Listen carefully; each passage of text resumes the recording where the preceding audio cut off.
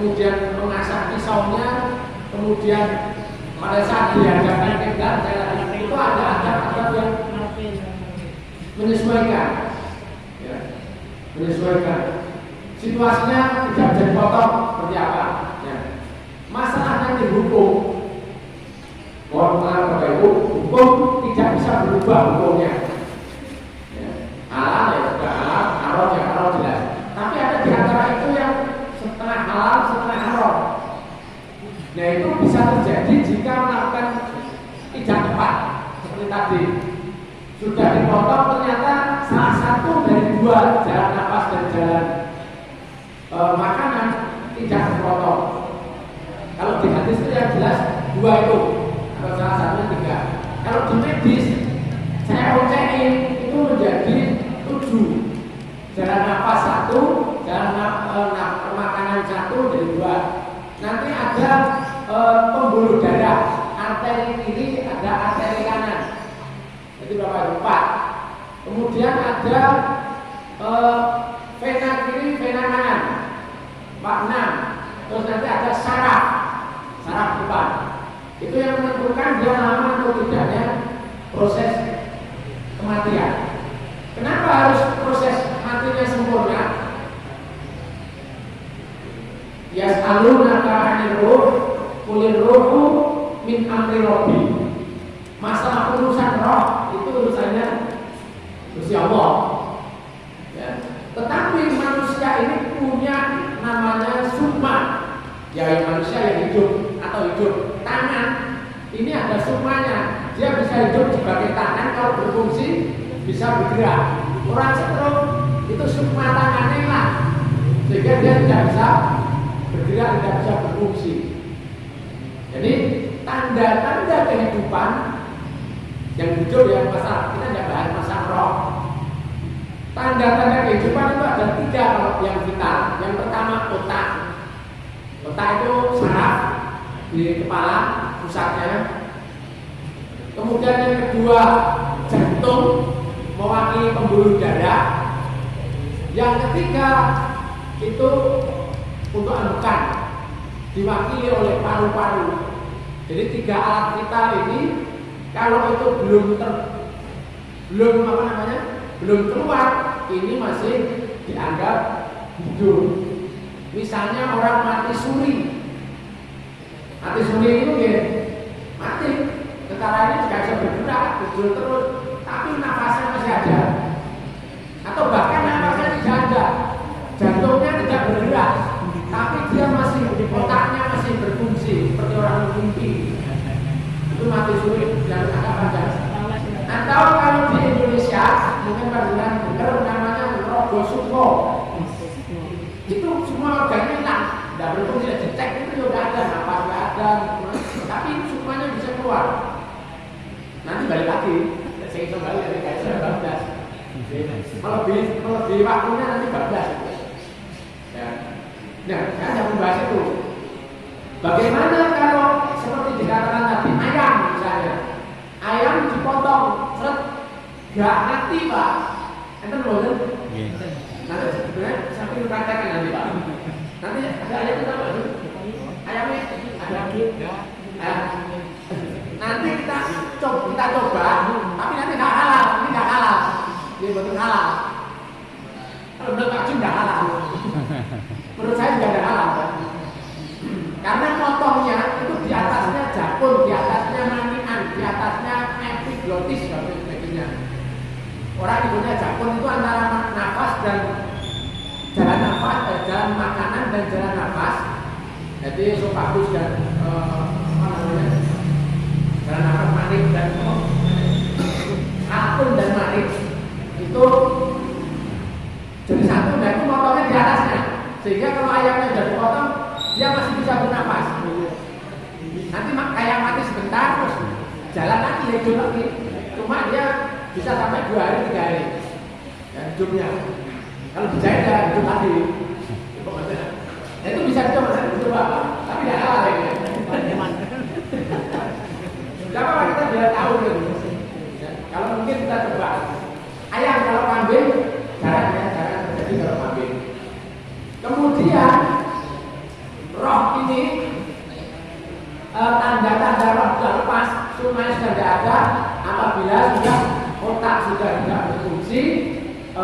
mata juga sudah jantung sudah tidak berfungsi, paru-paru juga tidak berfungsi.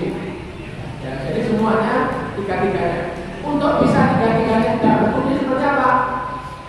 Ini proses pada saat pemotongan.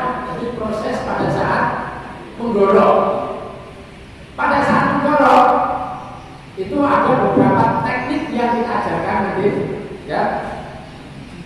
Tekniknya itu ada yang dari atas ke bawah. Jadi ada yang tekniknya itu dari atas ke bawah. Kalau sapi ya, kalau ayam yang cukup gini. Kita praktek sapi atau kambing nanti.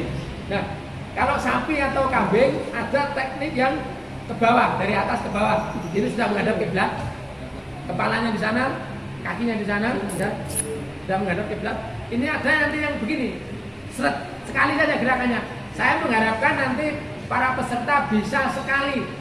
Kalau yang 2 kali, 3 kali gerakan itu yang sah. Tapi target kita adalah sekali gerakan.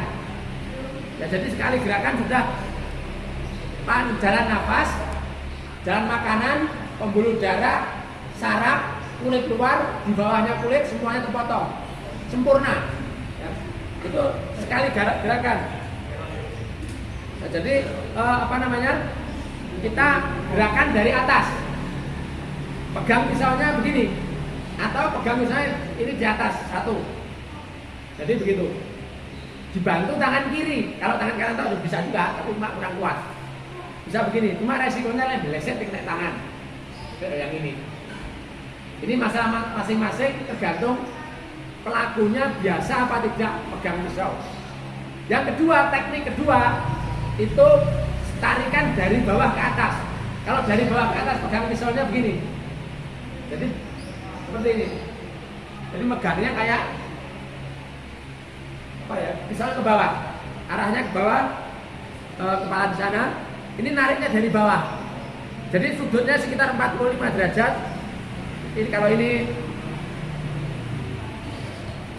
ini leher bukan begini, tapi agak dari bawah. Jadi di bawahnya leher, ya di bawahnya kulit leher. Setelah proses sempurna, tarikannya ke atas sekali, tarikan ke atas sekali. Nah ini juga lebih kuat, ya. Ini lebih kuat. Nah, ini pegang kepala, leher, bawah leher itu nariknya ke atas. Ini teknik. Satu teknik ke bawah, teknik kedua. Semua orang nanti beda-beda. Ya kayak nyetir itu ada yang nyetir pakai tangan satu, tangan dua. Tapi teknik yang nyetir seperti itu. Ini tekniknya masing-masing nanti tergantung keterampilan, tergantung keterampilan kita semua. Teknik dari bawah. Ini tenaganya tidak begitu besar, Pak. Ini lebih. Dan nanti masing-masing tergantung situasi posisinya. Yang ketiga, teknik sembarang. Kita kasih teknik sembarang. Sampai naik jenengan. Kadang-kadang motong itu kan posisinya tidak pas sapinya ambruk, posisi sapi tidak penak. Paham maksud saya tidak penak ya? Tidak memposisikan pas ramit pas bisa di situ. Ya sudah, sekenanya saja. Bisa dari sini, sapinya menghadap ke barat, bisa dari depannya. Ya. Tapi ini resiko kurang patek pas. Tapi bisa. Atau kalau jenengan pernah lihat di video menggunakan kerbau itu. Besok ya, kerbau berdiri langsung dari atas. Ya. Tapi itu agak ke bawah, itu sebenarnya agak jauh dari jauh dari pembuluh darah, agak dalam. Itu perlu keterampilan lebih khusus lagi. Ya. Karena kalau tidak bisa ya dia masih hidup, darahnya keluar masih hidup. Kemudian yang kedua, yang ketiga, setelah teknik, apa yang mempengaruhi hewan cepat mati? Yang pertama yang menyebabkan hewan cepat mati itu adalah keluarnya darah. Jadi kalau darah keluar itu cepat mati. Berapa persen dari tubuh darah itu keluar bisa mati? Panjenengan dia misalnya, mohon maaf, ada biasanya cewek putus cinta, terus patah hati, terus terjadi stres, begitu, terus lali, itu bawa silet, pakai silet pun motong ininya, nggak prosok pak, pada saat potong, sudah potong. Nah, kenapa dia sampai mati? Hanya di sini tidak ada di leher, hanya di pembuluh darah di arteri atau vena di tangan. Nah, itu bisa sampai mati jika darahnya itu keluar lebih dari 1/3 volume. Kalau sapi itu sekitar 9 liter sapi. Berarti kalau sudah keluar 3 liter itu wis titik kritis. Ya iso mati, jaga mati lek 3 liter tok. Tapi 3 liter lebih sak mili misalnya atau 3 liter setengah jelas mati. Cuma masalahnya sekarang bagaimana membuat darah itu cepat keluar sedemikian banyak. Ben cepet, namanya shock. Dia dibuat shock. Ya kayak orang jatuh, tabrak, digagan kepala, ada luka, sampai rumah sakit, orang mati Pak, sampai sana meninggalnya karena kehabisan darah. Jadi seperti patah tulang, ya, itu juga lama proses meninggalnya, karena darahnya di situ ada proses penggumpalan. Nah, di sapi sama kambing itu reseptor yang bisa tepat ini berada di area mulut. Jadi dia itu kalau lewat mulutnya sapi, si virus PMK ini langsung bisa nempel di mulut sehingga menunjukkan gejala ngiler, sariawan, melonjak, ilatnya itu sama reseptornya ada di kaki. Nah, reseptor dari virus PMK ini tidak ada di daging, dagingnya dari sapi. Yang kedua, reseptor dari virus PMK ini tidak ada di tubuh manusia, konsumsi tidak masalah, karena virusnya ini tidak mungkin bisa nempel ke orang, tidak bisa nempel ke manusia, tidak ada tempatnya. Soalnya itu virus lain-lainnya. Ini khusus PMK seperti itu. Jadi jangan tidak usah takut makan daging yang sapinya mungkin dicurigai. Berkaitan dengan kurban, ini PMK ini penyebarannya sangat cepat, ya. Tidak menular ke manusia, tetapi bisa menular antar sapi antar hewan. Ini yang perlu kita waspadai. Kenapa begitu? Karena pada saat kurban itu lalu lintas ternak itu sangat banyak. Nah, itu yang dikhawatirkan menular ke yang masih sehat. Bagaimana penanggulangannya pada saat sudah dipotong itu selesai sudah dipotong. Jadi sebenarnya pemerintah itu penanggulangan PMK yang paling bagus adalah dikaling. Atau dikaling itu dipotong semua. Kalau di Cina itu bisa begitu. Jadi sapi-sapi yang kena sekitarnya jarak 10 kilo ada sapi potong semua. Di Indonesia tidak bisa diberlakukan. Sehingga tidak anggaran terlalu besar. Anggarannya terlalu besar. 1 ekor 20 juta. Kalau kita totalnya itu ada sekitar 15 juta ekor. Sapinya diganti lah entek. Pisaunya, berarti kalau tajam kapal itu kalau dibahas bisa mengandung cara ngasah, pengasahannya, bahan pisaunya. Perintahnya kan suruh menajamkan, jadi cari yang paling tajam. Ya semuanya bisa, yang penting tajam. Nah, cara menajamkan ini ada beberapa teknik. Misalnya asahan bisa pakai yang begini, asahan batu. Asahan batu itu ada jenisnya, ada yang kasar, ada yang halus sekali. Kalau halus sekali itu sudah untuk mengasah pisau-pisau yang halus. Kalau meratakan masih pakai yang kasar. Yang kedua, asahannya bisa pakai besi. Besi ini termasuk halus. Ya. Yang ketiga, pakai alat yang sudah ada. Seperti ini. Ini jangan ngawur juga. Ininya tidak boleh begini-begini. Sekali gerakan. Misalnya ini ya. 2, 3 lubang. Lubang yang agak besar itu 5 kali. 1, 2, 3, 4, 5. Yang kedua ini 3 kali. 1, ini lebih halus. Halus nomor 2, 3. Yang ketiga ini lebih halus lagi. Jadi nanti kalau kita mikroskopis ini tajamnya lebih halus. Ya, lebih tajam lagi kalau gitu. Seperti silet gitu. 1, 2, 3. Sudah cukup. Tapi syaratnya ini sudah landep dulu sudah asal yang tadi itu. Jangan yang masih gini nih. Ini masih belum tahu-tahu. Nah, ini pakai ini nggak cocok Pak. Nggak cocok. Ini harus pakai. Nanti pakai blenda dulu. Karena ini masih dipakai belum Pak. Ini buang-buang itu. Ini harus diluruskan dulu.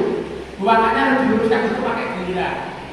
Ya, pakai blenda, roto, baru nanti pakai asan yang agak halus, sudah rata, baru menggunakan ini kalau mau pakai di daging langsung. Nah sekarang prosesnya seperti ini.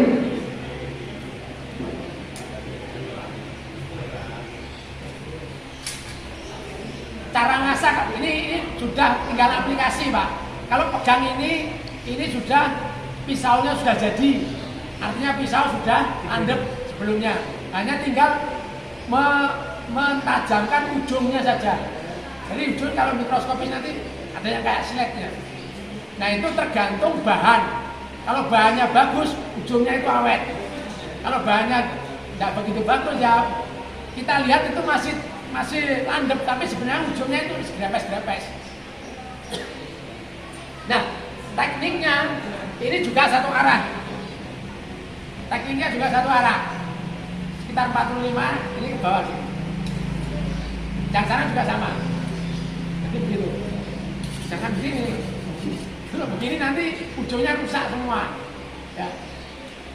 Nah masalah teknik itu bisa. Yang penting gerakannya satu arah. Ini misalnya, ini masih anyar. Itu bisa gitu. Bahkan bisa dienggo-enggo nih Pak. Ya. Jadi itu ketajamannya bisa di sana. Ketajamannya bisa dicek dari asan. Kalau yang besar ya agak sulit biasanya ya. Ini sering saya pakai juga. Itu juga bisa. Ini setelah diasah. Ya. Itu bisa. Jadi ini tergantung bahan. Panjenengan yang di rumah kalau sering diasah, cara ngasahnya bener, tetap bisa dipakai walaupun ini pinggir jalan. Saya belinya juga di pasar.